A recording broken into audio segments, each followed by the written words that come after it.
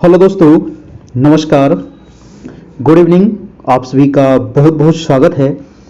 देखिए, इधर क्लास बहुत दिनों से बंद थी बीपीएससी का रिजल्ट को लेकर के। अब बीपीएससी रिजल्ट आ गया है, सारा चीज़ क्लियर हो गया है। सभी लोगों का अब नियुक्ति प्रक्रिया चल रही है ना। काउंसलिंग हो रहा है आपका, और उसके बाद कुछ दिन बाद सभी लोगों को स्कूल अलॉट कर दिया जाएगा। और देखिए, आप सभी का जो सेकेंड फेज की जो बहाली है और ये जो तैयारी आपकी चल रही है, ये सेकेंड फेज की ही आपकी क्लास चल रही है और सेकेंड फेज की आपकी क्लास स्टार्ट हो गई है। जो लोग अभी तक फिलहाल इंतजार में थे रिजल्ट का, तो अभी रिजल्ट आ चुकी है। जिन लोगों का हो गया तो बहुत अच्छी बात है, जिन लोगों का नहीं हुआ तो मैं यही कहूँगा कि आपको निराश होने की ज़रूरत नहीं है। बीपीएससी सेकेंड फेज की बहाली आपको बहुत जल्द आने वाली है। नवंबर, आपको मध्य नवंबर में यानी कि 10 से 15 नवंबर के बीच में आपको नोटिफिकेशन देखने को मिल जाएगा और दिसंबर में आपकी एग्ज़ाम हो जाएगी। 15 से 20 दिसंबर तक लगभग एग्ज़ाम आपकी हो जाएगी। तो भाई साहब, आपके पास एक बहुत बड़ी अपॉर्चुनिटी है कि आप तैयारी में लग जाइए।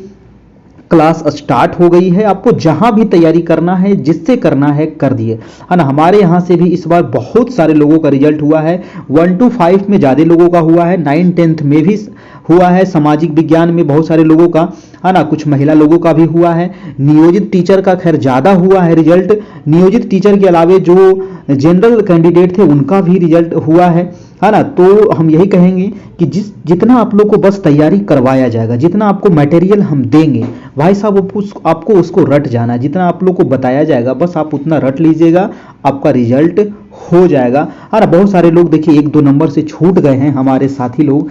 तो अब क्या कर सकते हैं, छूट गए हैं तो देखिए सेकेंड मेरिट लिस्ट आने वाली है ना। सेकेंड मेरिट लिस्ट आएगी, बोला गया है। थर्ड मेरिट लिस्ट भी आएगी आपके। अगर सेकेंड लिस्ट में सारा क्लियर नहीं होता है तो थर्ड भी आ सकता है, 4 भी आ सकता है।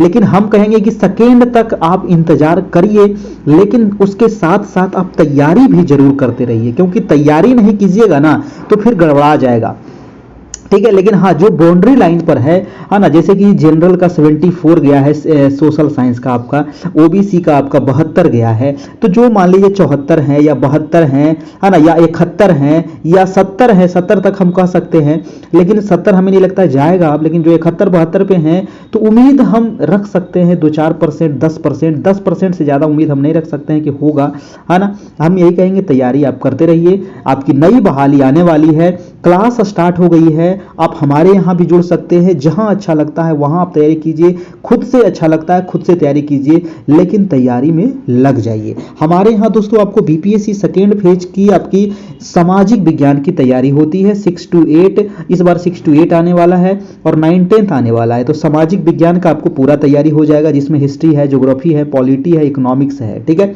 जिसमें आपको 6 to 8 और 9 10th की तैयारी होगी। आज जो हम लोग देखेंगे वो टेस्ट नंबर आपका होगा 10 नंबर। इसके पहले 9 टेस्ट हम ले चुके हैं, आप लोग नहीं देखे हैं तो वो टेस्ट आप जरूर देख लीजिएगा। आपको सारा हमारे वीडियो सेक्शन में आप जाइएगा, वहां पर आपको मिल जाएगा। डेली आपकी जो क्लास होती है वो रात में 9 बजे से होती है। अभी देखिए मैं आपके लाइव नहीं हूं, मैं ये वीडियो प्रीमायर कर दिया हूं, है ना, क्योंकि थोड़ा सा अभी प्रॉब्लम है ना, ये नियुक्ति को लेकर के, है ना। कुछ दिन थोड़ा सा इसी प्रकार से आपकी क्लास चलेगी, फिर मैं लाइव आकर के डेली आप लोग को क्लास लूंगा रात में 9 बजे से। तो अभी फिलहाल इसी प्रकार से आपकी क्लास होगी, आप लोग डेली अपना क्लास कर लीजिएगा 9 बजे रात में। और ये जो टेस्ट है दोस्तों, ये एनसीईआरटी पर बेस्ड है। हमारा जितना भी नोट्स मैं आप लोग को देता हूं या दिया हूं वो एनसीईआरटी पर आधारित है। 6 से लेकर के 10 क्लास तक कुछ नोट्स बाकी है, मैं वो भी आपको प्रोवाइड करा दूंगा, आप टेंशन न लीजिए। ये हमारा नंबर है 7857824310, है ना। और एनसीईआरटी से ही आपको एग्जाम में पूछा जाएगा। एनसीईआरटी एमसीक्यू नोट्स आपको अगर चाहिए 6 से लेकर के 10 क्लास तक मैं प्रोवाइड भी करा सकता हूं, तो आप ले सकते हैं। मात्र इसमें दोस्तों आपको पीडीएफ लेने के लिए मात्र 351 आपका चार्ज है। जो हमारे नए स्टूडेंट है, जो हमारे नए साथी हैं, मात्र 351 छठा से लेकर के 10वां क्लास तक NCERT chapter wise MCQ notes आपको मिल जाएगा, है ना। एमसीक्यू ये नंबर हमारा है, यही फोन नंबर, गूगल पे सारा यही है। आप इस नंबर पे पे करके या फिर हमसे आप बात कर लीजिएगा, उसके बाद पे कीजिएगा, जैसी आपकी इच्छा हो, है ना। ये हमारा व्हाट्सएप भी है, सारा चीज आपका यही है। ओनली 351 आपका चार्ज है। लेकिन इसमें एक ऑफर भी ये है कि जो हमारे पुराने दोस्त हैं, है ना, जो हमारे पुराने दोस्त, कहने का मतलब ये हुआ कि जो बीपीएससी फर्स्ट फेज की जो एग्जाम हुई है, अगर उसमें आप जुड़े हुए थे हमारे ग्रुप में, तब आपको इसमें 50% ऑफ कर दिया गया, 50% ऑफ कर दिया गया है। मान लीजिए कोई 2 नंबर से छूट गए, कोई 4 नंबर से छूट गए, कोई 5 नंबर से छूट गए, और फिर से अगर आप जुड़ना चाहते हैं हमारे साथ, तो इसमें दोस्तों मात्र 175 आपको पे करना पड़ेगा, है ना, मात्र 175 आपको पे करना पड़ेगा। चलिए अब हम चलते हैं अपने क्लास पर। ये रहा आज का पहला सवाल, फटाफट सभी लोग आ जाइए, है ना, आप लोग फटाफट आ जाइए। आज का पहला सवाल देखिए आपके स्क्रीन पे आ चुका है। आज का पहला सवाल है दोस्तों कि मोना लोवा निम्नलिखित में से किसका उदाहरण है?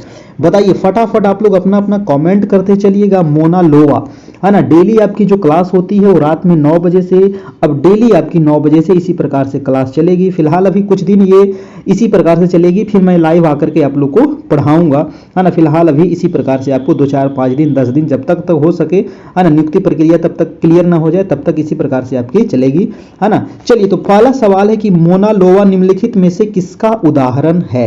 ये सक्रिय ज्वालामुखी है या प्रसुप्त ज्वालामुखी है या मृत ज्वालामुखी है, ज्वालामुखी क्षेत्र में पठार है? देखिए मोना लोवा दोस्तों एक ज्वालामुखी है ना, एक क्या है, एक दोस्तों एक ज्वालामुखी है। और ये कैसा ज्वालामुखी है? तो ये दोस्तों ये सक्रिय ज्वालामुखी है ना। किस प्रकार का है? तो ये सक्रिय ज्वालामुखी है। मैं फटाफट आंसर करते चलूंगा। 50 सवाल यहाँ पर पूरा टेस्ट में है आप लोग के लिए, और 50 सवाल के अलावा भी दोस्तों मैं 20 25 30 सवाल और भी आपको वन लाइनर नोट्स लेकर के हम आए हैं, जो आपको एग्जाम के व्यू से काफी इंपॉर्टेंट है। एक पूछा जाता है कि जो मोना लोवा है ये कहां पड़ता है ना, ये किस देश में है दोस्तों? ये यूएसए में है, ठीक है। यूएसए यानी कि यूनाइटेड स्टेट ऑफ अमेरिका के हवाई द्वीप में है आपका मोना लोवा। ये दोस्तों एक सक्रिय ज्वालामुखी है। ज्वालामुखी दोस्तों होते हैं 3 प्रकार के, है ना। ज्वालामुखी कितने प्रकार के? 3 प्रकार के। एक तो होता है दोस्तों आपको सक्रिय ज्वालामुखी, है ना, एक होगी आपका सक्रिय ज्वालामुखी, एक होता है आपका मृत ज्वालामुखी, और एक होता है आपका सुसुप्त ज्वालामुखी, ठीक है। एक होता है सुसुप्त ज्वालामुखी। सक्रिय का मतलब हुआ कि इसमें से अभी भी मतलब उद्गार हो रही है ना, ज्वालामुखी इससे अभी भी निकल रहा है, ठीक है, लावा इससे अभी भी निकल रहा है। मृत का मतलब हो गया कि इसमें 10-50 साल से 100 साल से इसमें कोई भी मतलब कि किसी प्रकार की इसमें लावा का उद्गार नहीं हुआ है। सुसुप्त का मतलब हुआ कि ये कभी कभी, है ना, 2-4 साल पर इसमें से निकल जाता है थोड़ा बहुत, तो ये हो गया सुसुप्त, है ना, ये सुसुप्त अवस्था में है। तो 3 प्रकार के होते हैं आपके। तो मोना लोवा जो है ये सक्रिय ज्वालामुखी है, ध्यान रखना है आपका। तो पहला का आंसर हो गया ए। दूसरा नंबर सवाल में चलता हूं, फटाफट आप लोग अपना अपना कमेंट करते चलिएगा, जवाब देते चलिएगा। दूसरा प्रश्न है दोस्तों कि भारत में जंगली गधे प्राकृतिक निवास स्थान कहाँ है? देखिए जंगली गधा अगर भारत में आपसे पूछा जाए तो जंगली गधा जो दोस्तों ये गुजरात है ना, ये जो राज्य में दिखा रहा हूं ये है आपका गुजरात, ठीक है। और गुजरात में कहाँ है? तो गुजरात के कच्छ में, है ना, गुजरात के है दोस्तों कच्छ के रण में, है ना, गुजरात के कच्छ के रण में पाए जाते हैं जंगली गधे। बहुत ही इंपॉर्टेंट सवाल है, कई बार पूछा गया है। गुजरात में एक और भी बहुत महत्वपूर्ण है दोस्तों गिर वन, है ना। ये जो गिर वन दिख रहा है ना, गिर वन किस लिए प्रसिद्ध है? तो यहां पाया जाता है आपको, है ना, एकमात्र एशियाई शेर, है ना, एक एशियाई शेर का यहां प्राकृतिक मतलब कि क्षेत्र है, ठीक है। मतलब विश्व में दोस्तों यही एक जगह है जहां पर प्राकृतिक जो एशियाई शेर का यहां पर निवास स्थान पाया जाता है आपका, जिसको शेर बब्बर भी कहा जाता है। तो वो है आपका गिर के वन में, है ना, गिर वन में पाया जाता है। और ये है गिर वन आपका कहां? तो गुजरात में है आपका। सुंदरवन का किस लिए प्रसिद्ध है? तो सुंदरवन जो है दोस्तों ये मैंग्रोव वन के लिए जाना जाता है ना। ये आपको पाया जाता है दोस्तों ज्वारीय क्षेत्र में, है ना। यहाँ पर देखिए बंगाल की खाड़ी है और यहाँ पर सुंदरवन का डेल्टा है। सुंदरवन का डेल्टा का निर्माण होता है गंगा ब्रह्मपुत्र से, और इसी से निर्माण होता है सुंदरवन। फिर सुंदरवन नाम क्यों पड़ा है? सुंदरी वृक्ष की प्रधानता की वजह से सुंदरवन इसका नाम पड़ा है। सुंदरवन में कौन से पशु पाए जाते हैं दोस्तों? तो इसमें पाए जाते हैं आपको टाइगर, है ना, बाघ के लिए जाना जाता है आपका, ठीक है, ये बाघ के लिए आपको जाना जाता है। अगला प्रश्न है आपका कि भारत का सबसे दक्षिणतम बिंदु इंदिरा पॉइंट की दूरी भूमध्य रेखा से कितनी है? बहुत ही इंपॉर्टेंट सवाल है आपका। है ना। प्रश्न क्या कह रहा है कि भारत का जो दक्षिणतम बिंदु इंदिरा पॉइंट है, अगर इंदिरा पॉइंट की हम बात करें तो ये तो आपका मुख्य भारत है ना, ये क्या है आपका, ये मुख्य भारत है। लेकिन इसके यहाँ पर दोस्तों दिखेगा आपको अंडमान निकोबार द्वीप समूह बंगाल की खाड़ी में, और बंगाल की खाड़ी में अंडमान निकोबार की सबसे दक्षिणतम बिंदु है, यही है आपको इंदिरा पॉइंट, है ना, यही है आपका इंदिरा पॉइंट। और यहाँ से पूछ रहा है कि यहाँ से लेकर के, है ना, भूमध्य रेखा, तो इंदिरा पॉइंट का जो आपका मान है दोस्तों याद रखिएगा 6 डिग्री 45 मिनट इंदिरा पॉइंट का मान होता है, ठीक है। ये अक्षांशीय कितना अक्षांश इंदिरा पॉइंट, तो 6 डिग्री 45 मिनट, और 6 डिग्री 45 मिनट जो है दोस्तों, यहाँ मान लीजिए 6 डिग्री 45 मिनट है, तो कहीं पर होगा 0 डिग्री, तो 0 से लेकर के 6 डिग्री तक पूछ रहा है कि कितना दूरी है, तो इसके बीच में है 876 किलोमीटर। कितना दूरी है, 876 किलोमीटर है, ये आपको याद रखना पड़ेगा। 8 6 उल्टा याद रखिए तो 6 7 8, है ना, उल्टा याद रखिएगा तो 6 7 8 है, ठीक है, कोई दिक्कत यहां पर नहीं होगा आपका। अगला सवाल हम देखते हैं कि अरुणाचल प्रदेश, प्रश्न है कि अरुणाचल प्रदेश के उत्तर पश्चिम भाग में स्थित दर्रा निम्न में से कौन सा है। अब देखिए अरुणाचल प्रदेश जो है ये सबसे पूर्वी राज्य है ना, भारत का सबसे पूर्वी राज्य कौन सा है, तो वो है आपका अरुणाचल प्रदेश। और अरुणाचल प्रदेश का कह रहा है कि उत्तर पश्चिम भाग में। अब देखिए थोड़ा सा हम यहाँ पर फिगर भी बनाने का प्रयास करते हैं, है ना। मान लीजिए कि ये है आपका अरुणाचल प्रदेश, चलिए दिखाते हैं आपको, ये वाला रहा दोस्तों आपको अरुणाचल प्रदेश, है ना, ये है आपका क्या, तो ये है आपका अरुणाचल प्रदेश है, ठीक है, ये वाला अरुणाचल प्रदेश है टोटल आपका। तो अरुणाचल प्रदेश का कह रहा है कि उत्तर पश्चिम भाग में स्थित कौन सा दर्रा है, तो उत्तर पश्चिम भाग में कौन सा दर्रा है, ये जितने दर्रा दिख रहे हैं, यांगयाप दर्रा, पोंगसाऊ दर्रा, बोमडीला दर्रा, दीफू दर्रा, ये सभी जो दर्रा है दोस्तों, ये अरुणाचल प्रदेश के ही दर्रे हैं, है ना। दर्रा किसको कहा जाता है, दर्रा का मतलब होता है रास्ता, है ना, दर्रा का मतलब क्या होता है, रास्ता होता है, यानी कि दो पहाड़ों के बीच में, है ना, दो पहाड़ों के बीच में जो रास्ता होता है उसी को कहा जाता है आपका भाई साहब क्या, तो दर्रा कहा जाता है, समझ रहे हैं ना। चलिए तो उत्तर पश्चिम भाग में जो दर्रा है उसका नाम है बोमडीला दर्रा, ठीक है, इसका आंसर क्या हो जाएगा, आंसर नंबर ए हो जाएगा बोमडीला दर्रा। अगला प्रश्न चलते हैं आपका 5 नंबर, प्रश्न है कि ब्राह्मणी निम्नलिखित में से किसकी सहायक नदी नहीं है। ब्राह्मणी का नाम सुने हैं, ब्राह्मणी नदी कह रहा है किसकी सहायक नदी है ना, किसकी सहायक नदी है। सहायक का मतलब होता है सहायता करना, सहायक का मतलब क्या हुआ, जैसे मान लीजिए बड़ी नदी बह रही है, बड़ी नदी में आकर के मिल रही है बहुत सारी छोटी छोटी नदियां, तो ये छोटी नदी क्या हो गई, बड़ी नदी की सहायक नदी हो गई। जैसे ये बड़ी नदी गंगा है और ये छोटी नदी मान लीजिए यमुना नदी है, चंबल नदी है, सिंध नदी है, बेतवा नदी है, केन नदी है, सोन नदी है ना, कोसी नदी है। तो ये जितने छोटी छोटी नदियां हैं तो गंगा की क्या हो गई, सहायक नदी हो गई आपकी, ठीक है। चलिए तो यहां पर कह रहा है कि ब्राह्मणी जो नदी है, ब्राह्मणी नदी दोस्तों आपको कहां मिलेगा, तो ये राज्य है आपका उड़ीसा, है ना, ये राज्य जो है, ये राज्य है आपका उड़ीसा राज्य है, और उड़ीसा में आपको देखने को मिलेगा ब्राह्मणी नदी, है ना। तो ये किसकी सहायक हो जाएगी, तो उड़ीसा में बहती है महानदी। उड़ीसा में कौन सी नदी बहती है, महानदी, और महानदी पर ही दोस्तों आपको एक बांध बनाया गया है जिसका नाम है हीराकुंड बांध। क्या नाम है, हीरा कुंड बांध है, ये दुनिया का सबसे लंबा बांध है दोस्तों, दुनिया का सबसे लंबा बांध है आपका हीराकुंड बांध। किस नदी पर, महानदी पर है, याद रखिएगा। और ब्राह्मणी की ये महानदी, ब्राह्मणी महानदी की सहायक नदी है आपका।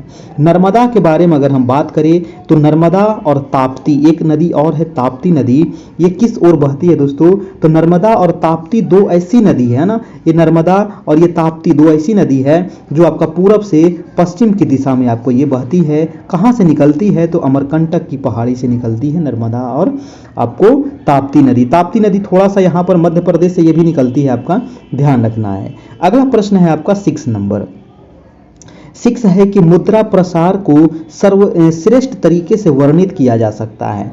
मुद्रा प्रसार को दोस्तों सर्वश्रेष्ठ तरीके से कैसे वर्णित करेंगे ये आपको बताना है। तो ऊंची कीमत से, या फिर कीमत निर्देशांक में वृद्धि करके, या मुद्रा की क्रय शक्ति में वृद्धि करके, या विशिष्ट वस्तुओं की कीमतों में वृद्धि करके। तो इसको हम कर सकते हैं ऊंची कीमतें से, ठीक है। मुद्रा प्रसार को श्रेष्ठ तरीके से वर्णित किया जा सकता है, कैसे, तो ऊंची कीमतें से। आपका आंसर हो जाएगा आपका आंसर नंबर ए हो जाएगा आपका।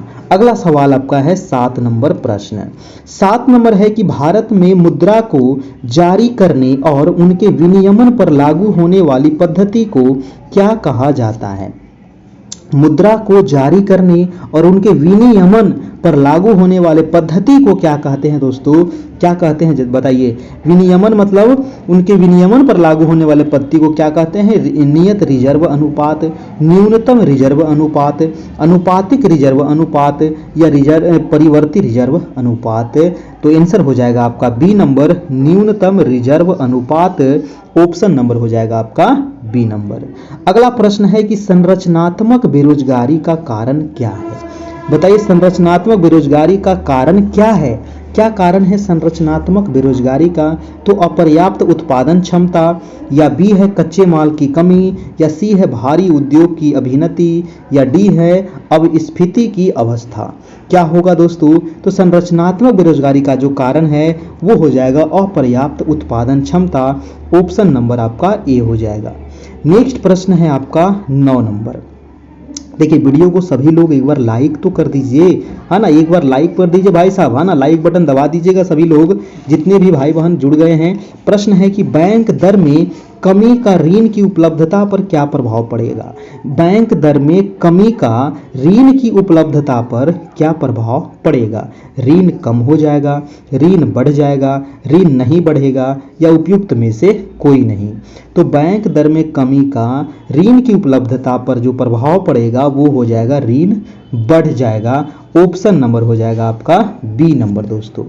नेक्स्ट प्रश्न चलते हैं आपका 10 नंबर कि कोर्ट कह रहा है कि निम्नलिखित में से किस खेल से संबंधित खेल परिसर का नाम नहीं है? देखिए, कोर्ट किसका नाम नहीं है ये पूछ रहा है। जो हम लोग खो खो खेलते हैं, है ना, खो खो खेलते हैं, ये कोर्ट में खेला जाता है।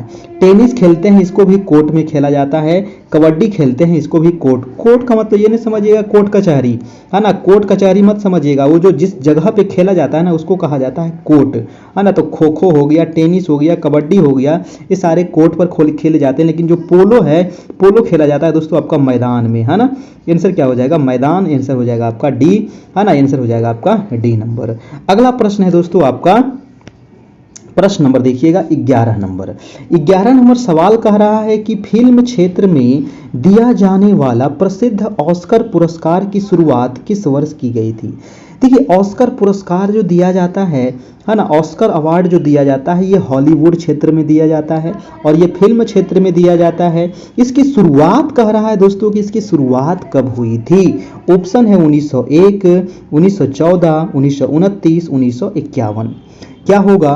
तो ऑस्कर पुरस्कार की जो शुरुआत हुई थी वो हुई थी 1929 ईस्वी में, है ना। कब हुई थी? 1929। ऑप्शन नंबर आपका सी हो जाएगा बिल्कुल सही, है ना। ये हॉलीवुड के क्षेत्र में, फिल्म क्षेत्र में आपका दिया जाता है, अमेरिका में होता है। अगला है बिस्मिल्लाह खां का संबंध किस वाद्य यंत्र से था? है ना। बिस्मिल्लाह खां जो थे दोस्तों, ये कौन से वाद्य यंत्र बजाते थे? है ना। सरोद वादक थे, या तबला वादक थे, या सितार वादक थे, या शहनाई वादक थे?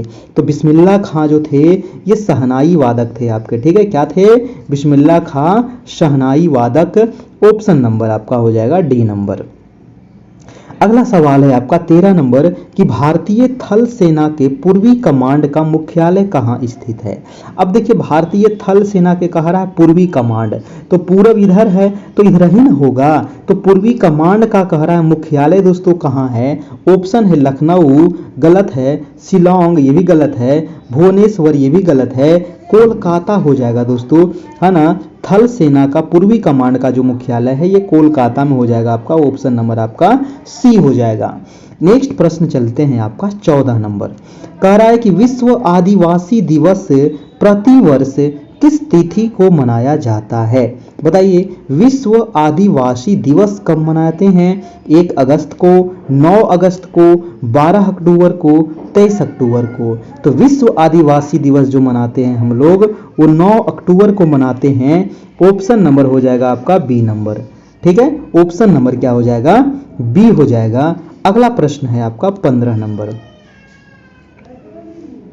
प्रश्न है कि वर्ष 1997 में विश्व पर्यावरण सम्मेलन का आयोजन कहाँ किया गया था? बताइए, कहाँ किया गया था?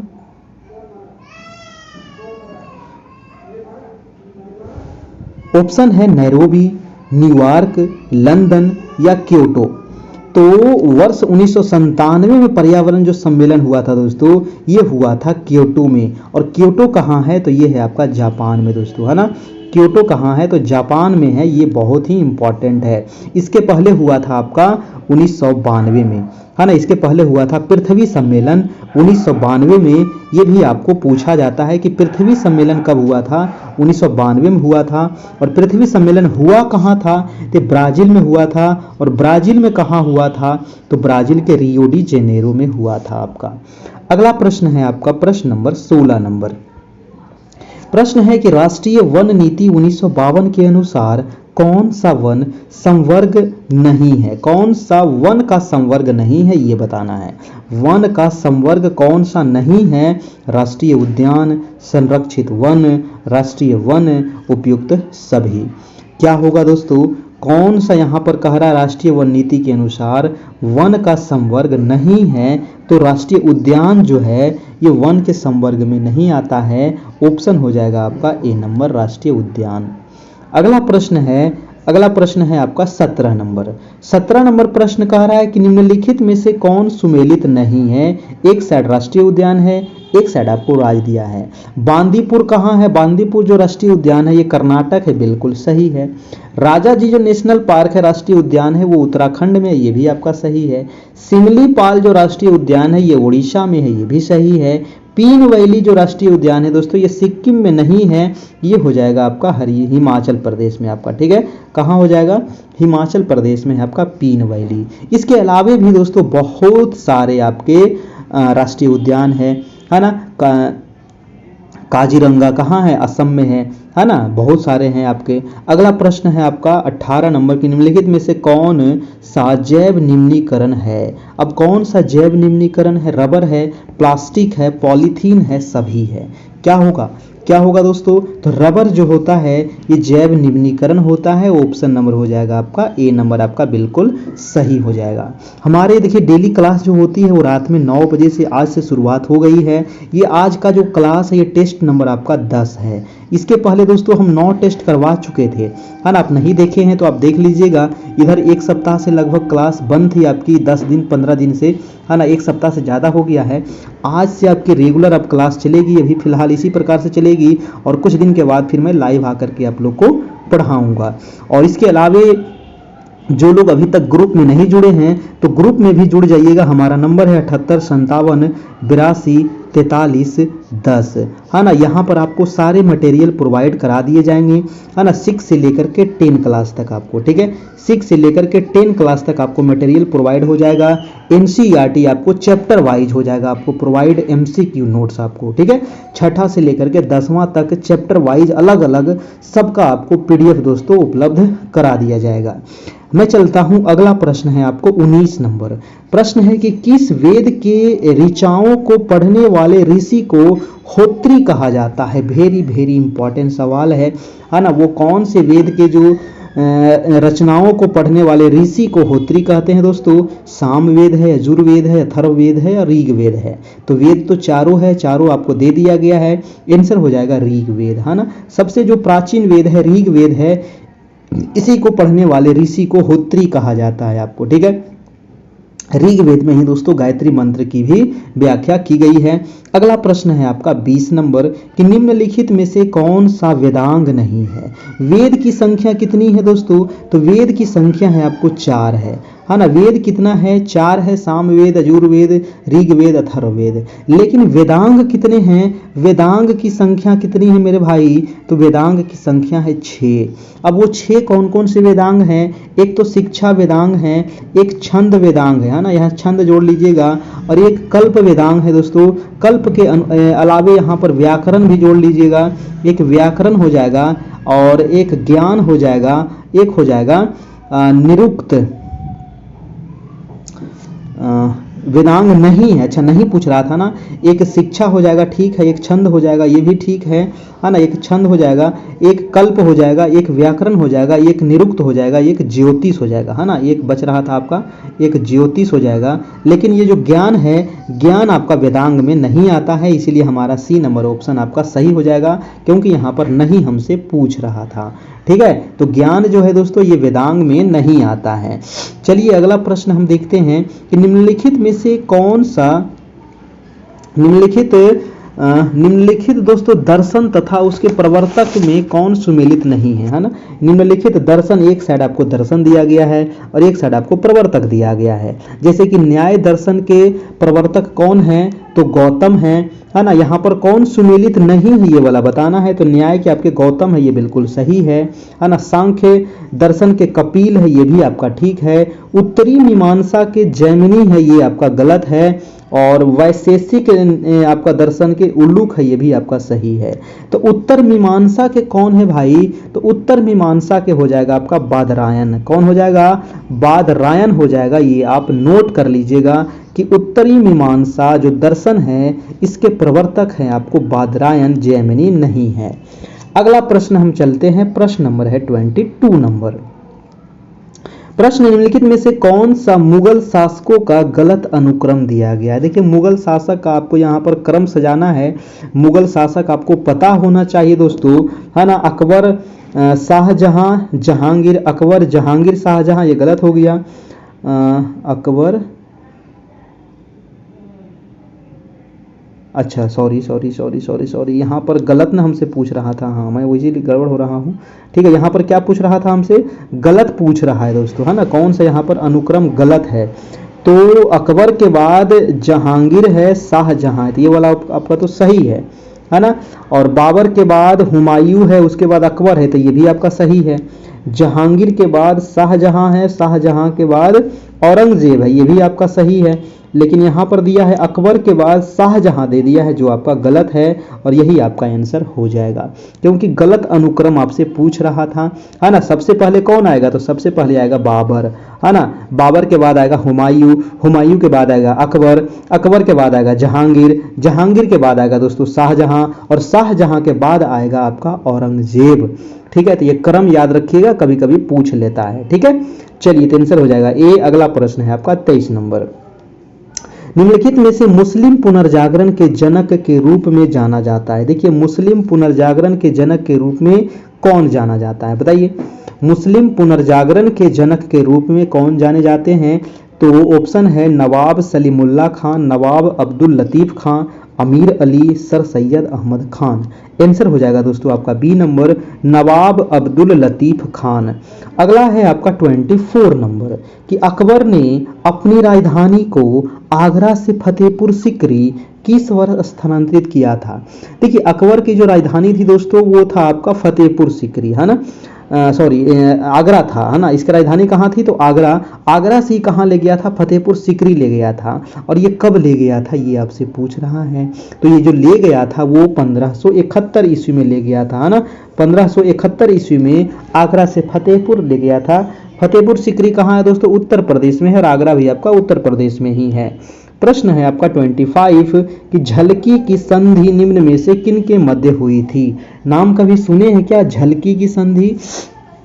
ऑप्शन दिया गया है निजाम एवं बालाजी बाजीराव, बी नंबर है निजाम एवं बाजीराव प्रथम, सी है निजामुल मुल्क एवं बाजीराव द्वितीय, और डी है उपयुक्त में से कोई नहीं। तो झलकी की जो संधि होती है, आंसर ए हो जाएगा आपका बिल्कुल सही, निजाम एवं बालाजी बाजीराव के बीच में हुआ था। ऑप्शन हो जाएगा आपका ए नंबर आपका ठीक है। अगला सवाल है आपका 26 नंबर कि चार्ल्स मेडकॉफ तथा रंजीत सिंह के मध्य अमृतसर की संधि किस वर्ष हुई थी। देखिए अमृतसर की संधि पूछा जाता है, एक तो कि ये किसके किसके बीच हुई थी, तो चार्ल्स मेडकॉफ और रंजीत सिंह के मध्य हुई थी, है ना। अमृतसर की संधि कब हुई थी दोस्तों, तो ये हुई थी कब, 1809 ईस्वी में हुई थी। ऑप्शन आपका बी हो जाएगा बिल्कुल सही हो जाएगा, 1809 अमृतसर की संधि चार्ल्स मेडकॉफ और राजा रंजीत सिंह के बीच में। अगला है आपका 27 नंबर कि 1857 की क्रांति को किसने पूर्णतया सिपाही विद्रोह कहा था। देखिए 1857 की जो क्रांति थी, प्रथम स्वतंत्रता संग्राम, बीडी सावरकर ने इसको बोले थे। और सिपाही विद्रोह कौन बोला था दोस्तों, ये आपसे क्वेश्चन पूछ रहा है। ठीक है, तो सिपाही विद्रोह जो बोला गया था, ऑप्शन है डिचराइली के द्वारा, टी.आर. होम्स के द्वारा, या लॉरेंस एवं सीले के द्वारा, या उपयुक्त में से कोई नहीं। तो 1857 की जो क्रांति होती है, इसको लॉरेंस एवं सीले ने दोस्तों सिपाही विद्रोह कहा था। क्या कहा था कि ये जो 1857 की क्रांति है, ये सिपाही विद्रोह है ना। ये आंसर हो जाएगा आपका ऑप्शन नंबर सी नंबर। ठीक है, और प्रथम स्वतंत्रता संग्राम किसने कहा था, बीडी सावरकर के द्वारा कहा गया था। बहुत बार पूछा गया सवाल है। अगला प्रश्न है कि फराइजी आंदोलन का नेतृत्व किसने किया था। फराइजी या फिर कहा जाता है फराजी आंदोलन, है ना। फराजी या फराइजी आंदोलन का नेतृत्व किसने किया था दोस्तों, अली मुसलियार ने, या फिर सरियतुल्लाह मियां ने, या सीताराम राजू ने, या दुर्जन सिंह ने। तो ये जो किया गया था सरियतुल्लाह मियां के द्वारा किया गया था। ऑप्शन नंबर हो जाएगा आपका बी नंबर। अगला प्रश्न चलते हैं आपका 29 कि राष्ट्रपति के पद के उम्मीदवार के लिए निर्वाचक मंडल में कितने सदस्य क्रमशः प्रस्तावक एवं अनुमोदक होते हैं। बहुत ही अच्छा सवाल है। देखिए जब राष्ट्रपति पद का चुनाव होता है ना, तो इनकी उम्र होनी चाहिए 35 साल, है ना। ये किसी भी लाभ के पद पर नहीं हो, भारत का नागरिक हो, है ना, पागल दिवालिया ये नहीं हो। ठीक है, और क्या होना चाहिए कि 50 से प्रस्तावक होनी चाहिए और 50 अनुमोदक होनी चाहिए। यानी कि आंसर क्या हो जाएगा, 50 और 50। ऑप्शन नंबर डी हो जाएगा बिल्कुल सही। 50 प्रस्तावक और 50 अनुमोदक होना चाहिए।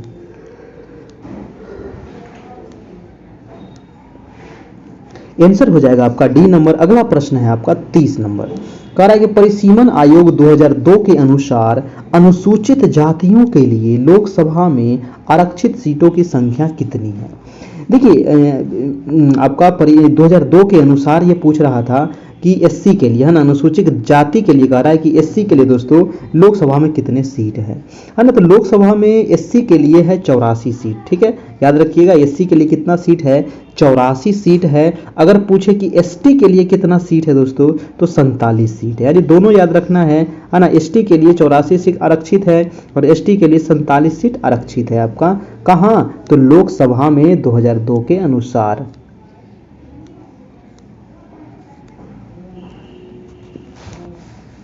नेक्स्ट है आपका 31 नंबर कि प्राक्कलन समिति के सदस्यों की कार्य अवधि होती है। देखिए प्राक्कलन समिति के जो सदस्य हैं, इनकी कार्य अवधि कब से कब तक होती है दोस्तों। तो इनकी कार्य अवधि होती है 1 वर्ष की। याद रखना है आपको, 1 वर्ष की इनकी कार्य अवधि होती है। ना कि मान लीजिए कि ये मई 2023, है ना, मई 2023 से, है ना, मई 2023 से लेकर के, है ना, अप्रैल 2024 तक ये रहेंगे, है ना, अप्रैल 2024 तक ये रहेंगे। यानी कि 1 साल होता है, मई से लेकर के अप्रैल तक आपका, है ना। आंसर हो जाएगा आपका बी नंबर। मई से लेकर के अप्रैल तक 1 साल इनका कार्य अवधि होता है प्राक्कलन समिति के सदस्य का आपका, है ना। कभी कभी सिंपल दे देगा 1 साल, 2 साल, 3 साल, 4 साल, या फिर कभी कभी इस प्रकार से दे देगा अप्रैल से मार्च नहीं होगा, मई से लेकर के अप्रैल तक होता है। अगला प्रश्न है आपका 32 नंबर। प्रश्न है कि जवाहरलाल नेहरू ने संविधान सभा के समक्ष उद्देश्य प्रस्ताव को कब प्रस्तुत किया था। देखिए उद्देश्य प्रस्ताव जो पेश किया गया था किनके द्वारा, तो जवाहरलाल नेहरू के द्वारा। याद रखिएगा कब किया गया था दोस्तों, तो ये 13 दिसंबर को हुआ था। 1946 की ये घटना है, 13 दिसंबर 1946 को उद्देश्य प्रस्ताव, और यही उद्देश्य प्रस्ताव बाद में प्रस्तावना के रूप में इसको स्वीकार कर लिया गया था। ठीक है, प्रस्तावना के रूप में स्वीकार कर लिया गया था दोस्तों। ये पेश कब किया गया था, कई बार पूछा है, और किसने पेश किया था ये भी पूछा है, ये भी आप ध्यान रखिएगा। प्रथम बैठक कब हुई थी संविधान सभा की, तो 9 दिसंबर 1946 को। दूसरी बैठक कब हुई थी, तो 11 दिसंबर 1946 को, और तीसरी हुई थी 13 दिसंबर 1946 को। अगला सवाल चलिए आपका 33 नंबर है। 33 है कि विधि निर्माण की प्रक्रिया भारतीय संविधान में किस देश के संविधान से लिया गया है? भाई साहब एक बार लाइक तो कर दीजिए सभी लोग, है ना, लाइक कर दीजिए। 9 बजे से आपकी 9 PM से डेली आपकी टेस्ट होती है, ठीक है, 9 PM से आपकी डेली टेस्ट होती है। अगर आपको, है ना, अगर आपको नोट्स चाहिए एनसीईआरटी, ठीक है, एनसीईआरटी आपको 6 से लेकर के 10 तक MCQ नोट्स आपको उपलब्ध हो जाएगा। इस नंबर पे आप हमें मैसेज कर सकते हैं, कॉल करके भी आप इंक्वायरी ले सकते हैं, ठीक है। 7857824310 ये आपका नंबर है, ये कैरियर परिवार पटना के द्वारा आपको दिया जाएगा। और बिल्कुल दोस्तों आपको पूरा चैप्टर वाइज बनाया गया है ना, लाइन वाइज लाइन बनाया गया है। जो भी संभावित क्वेश्चन था, है ना, जितना भी सवाल था चैप्टर से, हर एक चैप्टर में हम उसको इंक्लूड करने का प्रयास किए हैं आपको, और वो आपको मिल जाएगा PDF के रूप में, आपके व्हाट्सएप पर्सनली मिल जाएगा।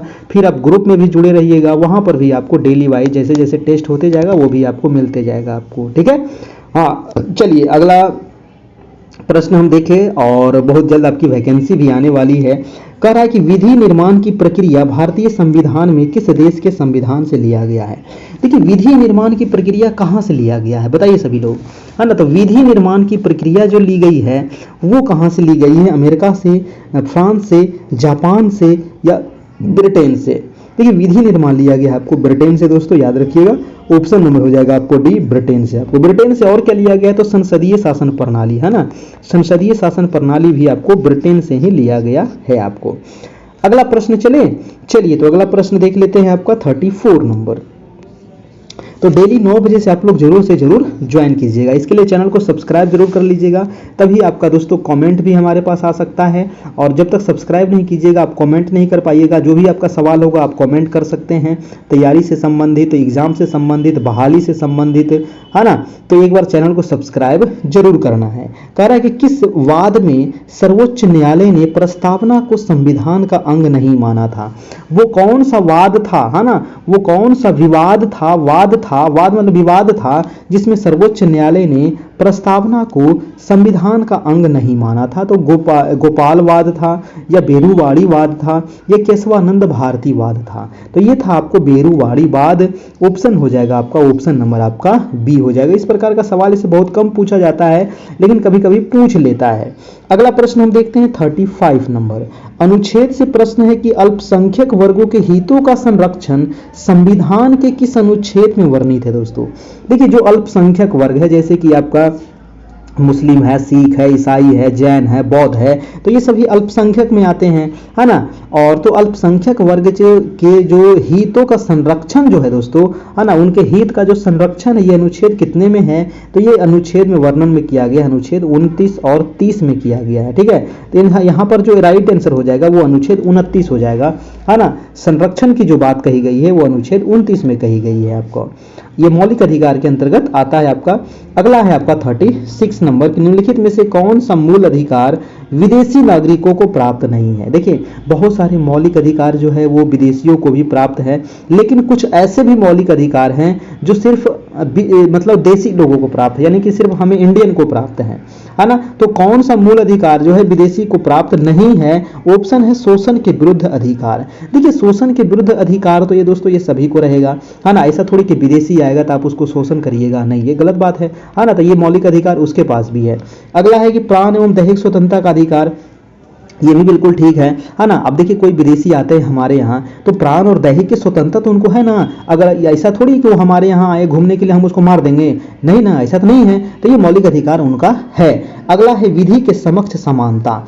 देखिए विधि के समक्ष समानता भी उनको दी गई है ना। अगर कोई दूसरे देश से हमारे देश में आता है तो जो नियम कानून है उनके लिए भी वही है जो हमारे लिए है आपका, है ना। तो विधि के रूप में वो भी आपका जो हमारे पर लागू होगा वो भी आपको उनको पर लागू होगा, तो ये भी आपका सही है। लेकिन डी नंबर जो दिया गया है आपका अभिव्यक्ति की स्वतंत्रता का अधिकार, तो अभिव्यक्ति की स्वतंत्रता का जो अधिकार है दोस्तों ये सिर्फ भारतीय नागरिक को दी गई है। और ये अनुच्छेद है आपका 19 के 1 के, हाँ, अनुच्छेद 19 के 1 में इसका वर्णन किया गया है, अभिव्यक्ति की स्वतंत्रता का अधिकार।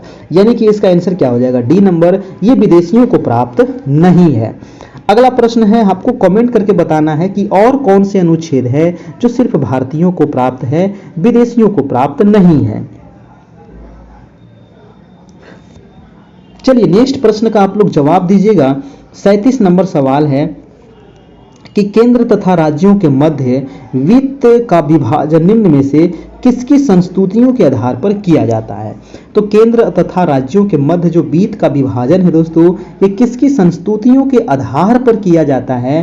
तो ऑप्शन है नीति आयोग, वित्त आयोग, राष्ट्रीय विकास परिषद या उपयुक्त में से कोई नहीं।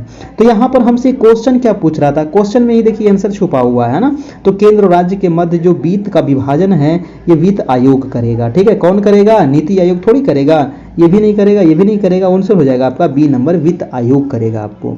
ठीक है, अगला प्रश्न है दोस्तों आपका 38 नंबर की, निम्नलिखित में से कौन सा जो पदार्थ है वो प्रकाश संश्लेषण के दौरान अपचयित होता है ना। तो प्रकाश संश्लेषण की जो क्रिया होती है उस समय ये जो पदार्थ है वो अपचयित होता है। जल है, ग्लूकोज है, ऑक्सीजन है या कार्बन डाइऑक्साइड है।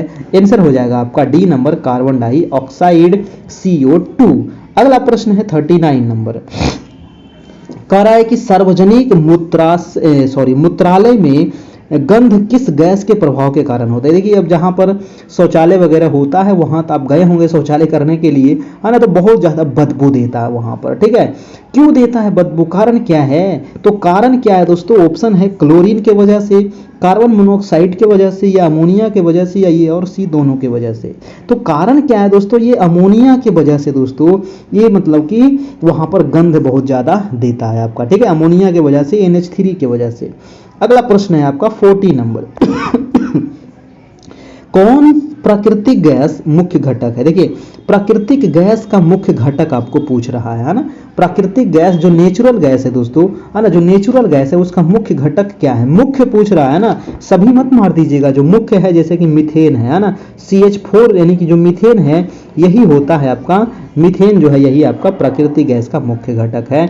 अगला प्रश्न है आपका 41 नंबर कि गति के नियम को निम्नलिखित में से किसने प्रतिपादित किया था। गति के नियम को, है ना, तो गति के नियम को किसने प्रतिपादित किया, न्यूटन साहब किए, डार्विन किए, आर्किमिडीज किए या आइंस्टीन किए। किसने किए थे गति के नियम, गति के नियम भाई रट लीजिएगा, न्यूटन, गति के नियम न्यूटन महोदय किए थे। ऑप्शन हो जाएगा आपका ए नंबर। फटाफट वीडियो को लाइक कर दीजिए भाई, जितने मेरे भाई बहन हैं एक बार लाइक कर दीजिए, अपने अपने ग्रुप में भी शेयर कर दीजिएगा थोड़ा सा। कौन ऊष्मा की इकाई नहीं है, बताइए, ऊष्मा की इकाई नहीं है ये आपसे पूछ रहा है। ऑप्शन है calorie, kilo calorie, kilo joule या वाट, है ना। देखिए कौन नहीं है, तो कैलोरी भी दोस्तों ये ऊष्मा की इकाई है, किलो जूल भी आपको ऊष्मा की इकाई है, किलो कैलोरी भी आपको ऊष्मा की इकाई है, लेकिन वाट है दोस्तों ये किसकी इकाई, ये शक्ति की। आपके पास अगर ज्यादा शक्ति है तो आप किसी को भी वाट लगा सकते हैं, है ना, नहीं कहते वाट लगा देंगे, तो आपके पास ज्यादा ताकत है तब तो लगा सकते हैं। तो आंसर हो जाएगा डी नंबर, ये ऊष्मा की इकाई नहीं है। अगला सवाल है आपका 43 नंबर कि एक सुरंग में 100 वाट क्षमता वाले 5 लगातार बल्ब 20 घंटे तक जलाए जाते हैं, कुल विद्युत लागत कितनी होगी। तो ये फिजिक्स का दोस्तों आपका मैथ हो गया। अब बताइए इसका आंसर क्या होगा। एक सुरंग है, मान लीजिए एक घर है और 100 वाट की क्षमता वाले 5 बल्ब आपके घर में जलता है डेली, कितना देर, तो 20 घंटा जलता है, तो कुल विद्युत लागत कितनी होगी। इसका आंसर जो हो जाएगा, मैं आंसर बता देता हूं, 1 यूनिट, 10 यूनिट, 5 यूनिट या 20 यूनिट। आंसर हो जाएगा दोस्तों आपको 10 यूनिट, है ना, आंसर हो जाएगा 10 यूनिट, यानी कि ऑप्शन नंबर बी हो जाएगा। चलिए नेक्स्ट प्रश्न हम देखते हैं। आपका प्रश्न नंबर है आपका 44 नंबर। 44 सवाल क्या कह रहा है कि लोहे पर जंग लगने से उसमें भार पर क्या प्रभाव होता है।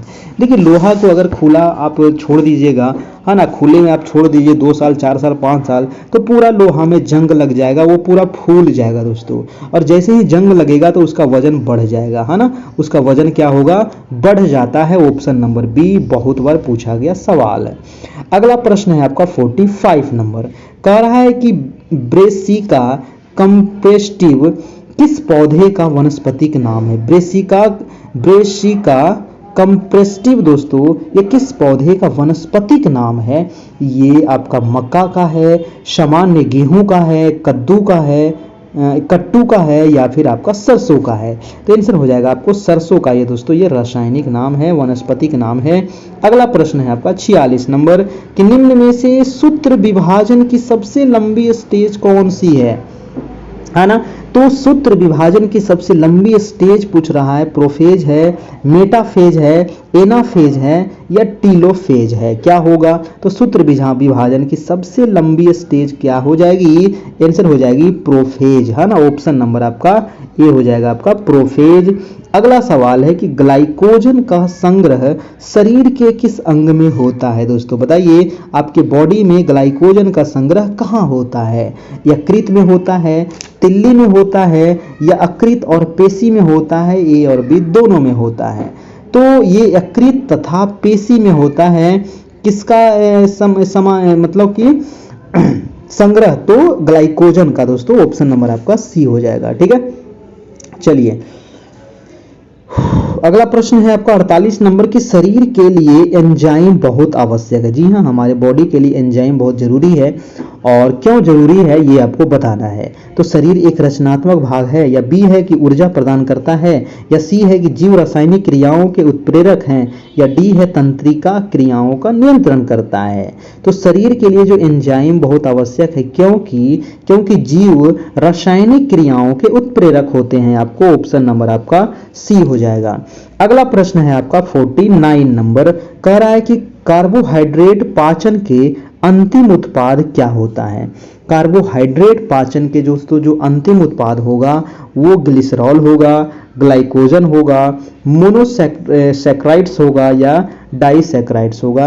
आंसर हो जाएगा मोनोसैक्राइड्स। आपका आंसर नंबर आपका सी हो जाएगा। देखिए लास्ट सवाल है, लेकिन इसके बाद भी दोस्तों सबसे इंपॉर्टेंट सवाल हम लेकर के आए हैं। इसके बाद अगर जो मैंने 20-25 क्वेश्चन जो लेकर के आए हैं, अगर वो छोड़ दिए ना तो ऊपर वाला तो कुछ था ही नहीं था। नीचे मैंने जितना सवाल अभी दूंगा आपको, वहां से 1 या 2 सवाल एग्जाम में 100% पूछेगा, तो भागिएगा नहीं। प्रश्न देखिए कि यूरिया का निर्माण शरीर के किस अंग में होता है? तो यूरिया का निर्माण हमारा यकृत में होता है दोस्तों। कहाँ होता है? यकृत में होता है। ऑप्शन नंबर बी में होता है। चलिए अब हम देखते हैं आज के some important notes. Very very very very very important notes है, यहाँ से आपको छोड़ना नहीं है। ज्योग्राफी जो है ना, ये जिनका भी ज्योग्राफी होगा ध्यान से यहाँ से पढ़िएगा, है ना, याद कर लीजिएगा, रट लीजिएगा इसको, एकदम स्मरणीय है ना। पहला है कि अलकनंदा और भागीरथी के संगम देवप्रयाग, है ना, क्योंकि आपको पता है कि जो गंगा नदी है दोस्तों, तो गंगा नदी 2 नदियों से मिलकर के बनती है, एक तो अलकनंदा, एक भागीरथी नदी। ठीक है, इधर से आती है भागीरथी, इधर से आती है अलकनंदा, दोनों मिल जाती है कहाँ पे? देवप्रयाग में। जब यहाँ से आगे बढ़ती है नदी तो इसको पड़ जाता है नाम गंगा नदी आपका। ठीक है, तो याद रखिएगा दोनों कहाँ, संगम कहाँ पे है? संगम पूछा जाता है देवप्रयाग में आपका। दूसरा है कि देवप्रयाग के बाद अलकनंदा एवं भागीरथी को गंगा नदी के नाम से जाना जाता है। अभी मैंने बताया कि इधर से अलकनंदा, इधर से भागीरथी, इधर से अलकनंदा, दोनों यहाँ पर मिल गया देवप्रयाग में। जब ये नदी आगे बढ़ेगी तो इसको नाम पड़ गया क्या? गंगा नदी आपको। अगला प्रश्न है दोस्तों कि गंगा नदी भारत के मैदानी भाग में प्रवेश करती है। बहुत ही इंपॉर्टेंट, कई बार पूछा गया है कि गंगा नदी दोस्तों ये मैदानी भाग में कहां से प्रवेश करती है? तो ये हरिद्वार के निकट, है ना, याद रखिएगा। हरिद्वार, हरि के द्वार है दोस्तों, हरि का रास्ता मतलब कि द्वार है ना। और ये कहां पड़ेगा? तो उत्तराखंड में है ना, मैदानी भाग में यहां से प्रवेश करती है हरिद्वार के पास। अगला है कि गंगा नदी को बांग्लादेश में कहते हैं पद्मा, बहुत बार पूछा गया है ना। यमुना नदी को क्या, ब्रह्मपुत्र को क्या कहते हैं बांग्लादेश में? तो जमुना कहते हैं ना। अगला सवाल वही था कि ब्रह्मपुत्र को बांग्लादेश में जमुना कहते हैं और ब्रह्मपुत्र नदी को तिब्बत में सांगपो कहते हैं। ये सारे पीडीएफ आपको मिल जाएंगे ग्रुप में, है ना। जो भी ग्रुप में जुड़े हैं उनको ये वाला तो मिलेगा ही, इसके अलावा एनसीईआरटी वाला दोस्तों, है ना, एनसीईआरटी वाला आपको पर्सनली हम भेज दिए हैं। और देखिए बहुत सारे लोग का कॉल मैसेज आता है कि सर हमारा डिलीट हो गया। भाई साहब आपका डिलीट कैसे हो जाता है हमको समझ में नहीं आता है। जो हम आपको पीडीएफ भेजते हैं वो डिलीट कैसे कर देते हैं आप? डिलीट नहीं कीजिए। और देखिए बहुत सारे लोग का ये भी आता है ना, बहुत सारे लोग तो बहुत गुस्सा में बात करते हैं कि सर हमारा आप डिलीट कर दिए। भैया हम डिलीट काहे करेंगे? हम तो आपको भेजे हैं पढ़ने के लिए, आप हमको पैसा दिए हैं, हम डिलीट आपका काहे करेंगे? हम डिलीट नहीं करते हैं। हम देखिए जब आपको भेजते हैं ना पीडीएफ, जिस समय भेजते हैं तो 1-2 दिन में आप वहां से डाउनलोड कर लीजिए। देखिए व्हाट्सएप में से पता नहीं अपने से उड़ जाता है, लगता है। हम किसी का डिलीट नहीं करते हैं, ठीक है। हम आपका टीचर हैं, हम ऐसा काम कर ही नहीं सकते हैं, है ना। आज तक ऐसा काम किसी के साथ नहीं किया। आपके साथ काय करेंगे, आपकी दुश्मनी है क्या, है ना। आपके साथ किसी के साथ हमको दुश्मनी नहीं है ना। वो डिलीट आपके यहाँ से किसी प्रकार से हुआ होगा, या फिर व्हाट्सएप से पता नहीं कैसे उड़ जाता है, लेकिन हमारे यहाँ शो करते रहता है। जो लोग हमको कहते हैं कि सर आपका जो भेजे थे वो डिलीट हो गया, और वो चीज़ हम जब खोल के देखते हैं उनके व्हाट्सएप पर तो सारा शो करते रहता है हमारे यहाँ, और वो उधर से कहते हैं कि सर आप डिलीट कर दिए। हमको ये नहीं समझ में आता, हमको भी गुस्सा आ जाता है कि हम ऐसा कर ही नहीं सकते किसी के साथ। लेकिन हमें फिर से आप लोगों को ग्रुप में एक बार फिर से भेज दूंगा, जो भी बीपीएससी है ना, जो बीपीएससी सेकेंड फेज ग्रुप में अभी नए नए जुड़ रहे हैं, है ना, जो भी नए नए जुड़ रहे हैं, कोई बात नहीं है। जो पुराने स्टूडेंट जुड़े हुए हैं महीना दिन से, मैं फिर से आपको आज या कल आपको सारे पीडीएफ आपको हम भेज देंगे, है ना। सभी पीडीएफ हम आपको भेज देंगे, वीडियो भी हम भेज देंगे। जितना भी क्लास हुआ है, चाहे ज्योग्राफी का हो, हिस्ट्री का हो, पॉलिटी का हो, इकोनॉमिक्स का हो, या आपका बीपीएससी का हो, है ना, जो भी हो मैं सारा आपको भेज दूंगा आपको ग्रुप में। आप उसको डाउनलोड कर लीजिए। देखिए जब भी भेजा जाता है तो उसको क्या कीजिए ना, डाउनलोड करके अपने दोस्तों ड्राइव में, है ना, सभी के मोबाइल में दोस्तों ड्राइव होता है। अगर आपके मोबाइल में ड्राइव नहीं है तो आप प्ले स्टोर में जाइए, ड्राइव डाउनलोड कर लीजिए, ड्राइव में आप सेव कर लीजिए। जिंदगी भर नहीं ये डिलीट होगा, है ना। आदमी मर जाएगा फिर भी ये ड्राइव में वो पीडीएफ उसका बना रहेगा। तो हम कहेंगे कि ड्राइव में सेव कर लीजिए, हम काहे डिलीट करेंगे भाई, है ना। बहुत सारे लोग इस प्रकार का आरोप लगा देते हैं, अरे भैया हम डिलीट नहीं करते हैं किसी का, नहीं डिलीट कभी जिंदगी में हम करेंगे किसी का। आप हमारे लिए जुड़े हैं, आप पढ़ने के लिए जुड़े हैं, है ना, हम कर ही नहीं सकते हैं। किसी कारणवश कैसे उड़ गया होगा, और जो लोग बोलते हैं उनका मैं खोल के देखता हूँ कि क्या हुआ, तो हमारे के यहाँ शो करते रहता है, और वो कहते हैं सर हमारे के यहाँ शो नहीं कर रहा है ना। पता नहीं ये कारण क्या है, ये हमको भी नहीं समझ में आता है कैसे क्या होता है, क्योंकि बार बार भेजने में दिक्कत होता है ना। इसीलिए जब भी भेजा जाता है तो उसको डाउनलोड करके अपने ड्राइव में सेव कर लीजिए, ठीक है। चलिए हम आगे चलते हैं। इधर देखिए नदी दिया गया है, इधर देखिए संगम दिया गया है। अब जैसे अलकनंदा और भागीरथी तो आप देख लीजिए कि देवप्रयाग में मिलता है, इसके संगम का नाम है देवप्रयाग। अब अलकनंदा और मंदाकिनी कहाँ मिलती है, तो ये रुद्रप्रयाग में मिलती है। ये पूछा गया सवाल है।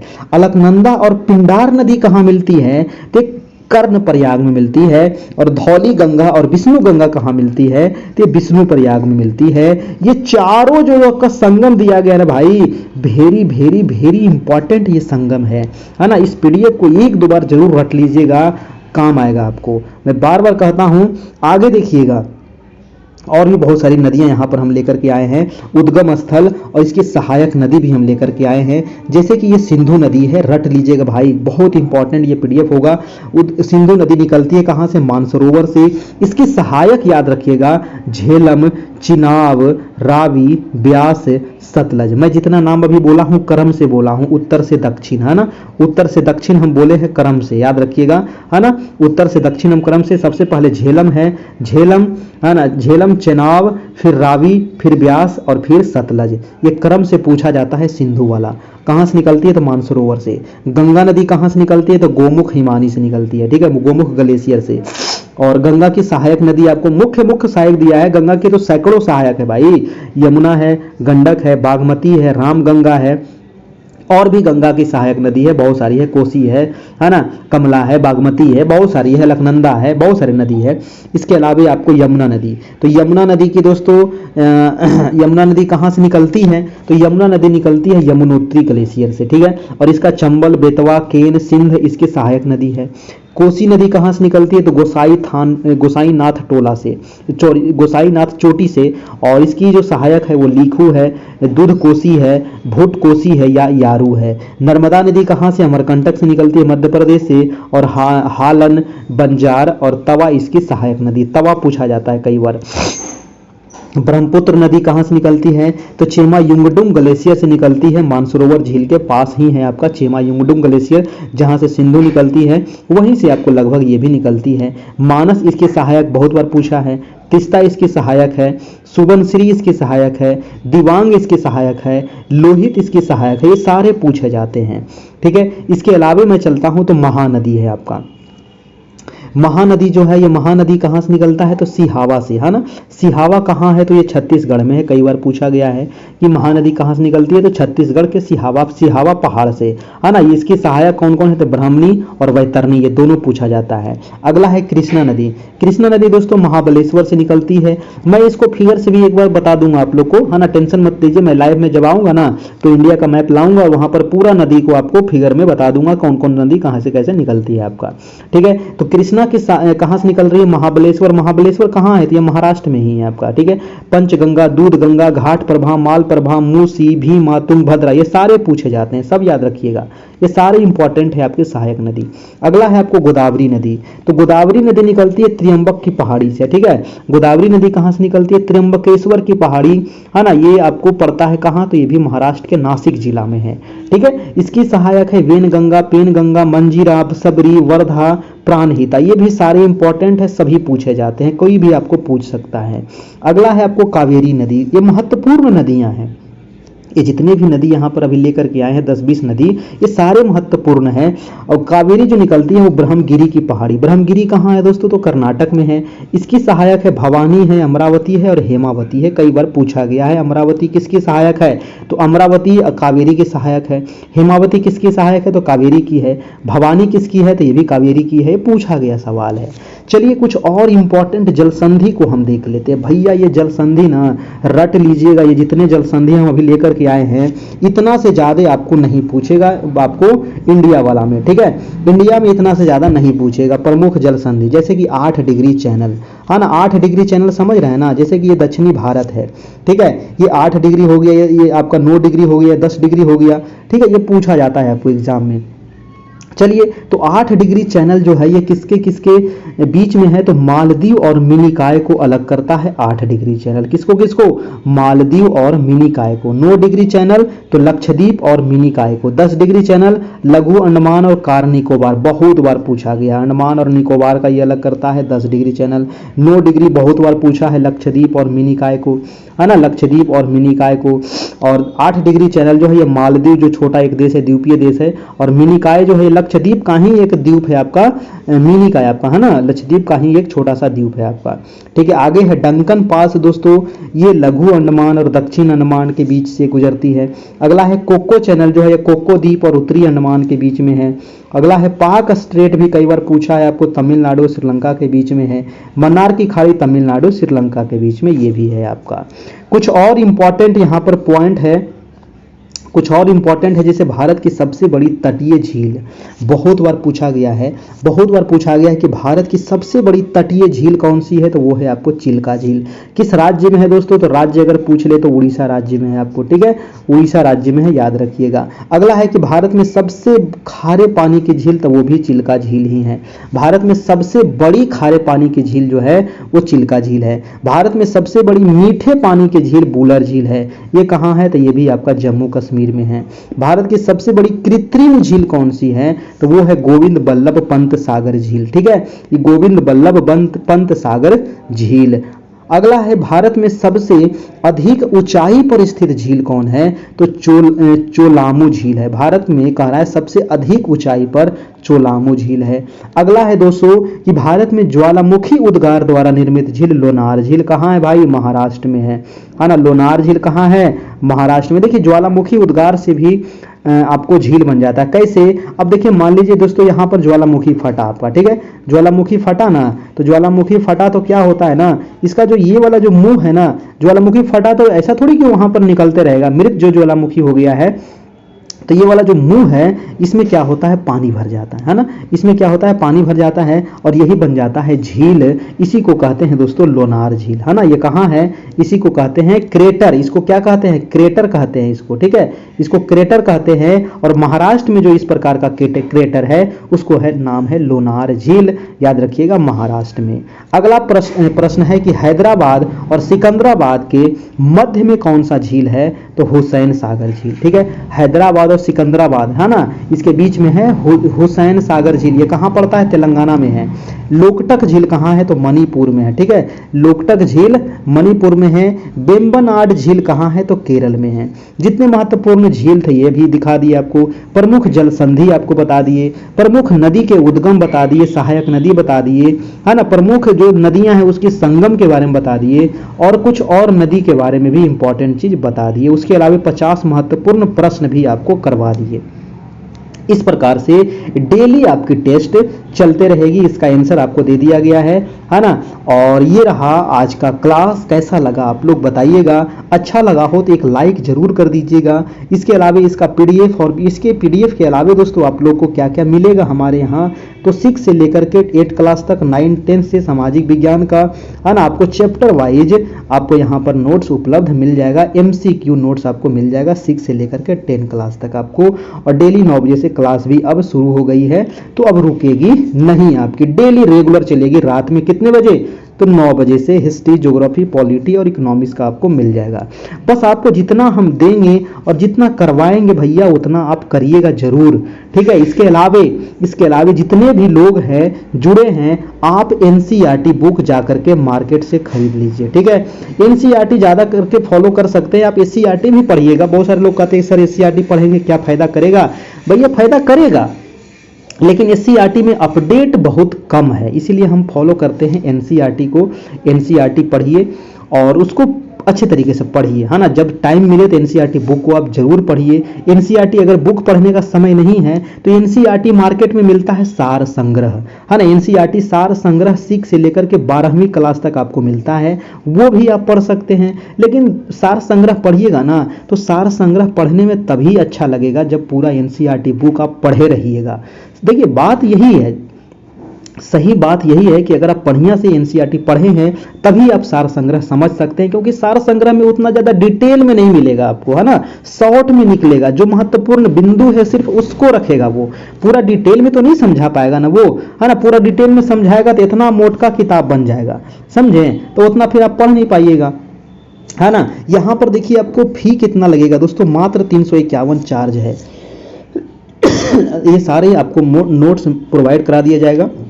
जो हमारे नए स्टूडेंट हैं मात्र यहाँ पर 351 चार्ज है, और जो हमारे पुराने स्टूडेंट हैं ना, ये 151 नहीं, इनको 50% ऑफ कर दिया गया है, ठीक है।